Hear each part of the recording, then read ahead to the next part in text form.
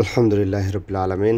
দীর্ঘ 1 বছর পরে রমজানের রোজা এসে গেল আমাদের মাঝে। তাই আমি ইচ্ছা পোষণ করলাম রমজানের প্রথম রোজার ইফতারি মদিনা হেরাম শরীফেই করব ইনশাআল্লাহ।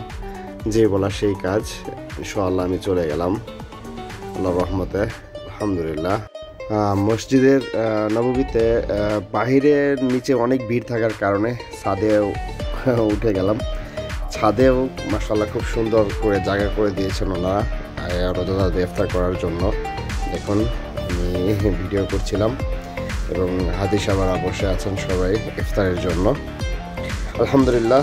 রোজার ইফতারের জন্য আমি পেয়েছি খেজুর, জবাদি, দই যেটাকে বলে, রুটি এবং 2 কাপ পানি আছে এক প্যাকেট। হাজি সাহেবরা যে যার যার মতন ইফতারি নিয়ে বসে আছেন। আলহামদুলিল্লাহ আলহামদুলিল্লাহ। এভাবেই আস্তে আস্তে আল্লাহ আমাদের রমজানের রোজাগুলো শেষ হয়ে যাবে। আল্লাহ আমাদের সবাই রোজাকে কবুল করে নিক।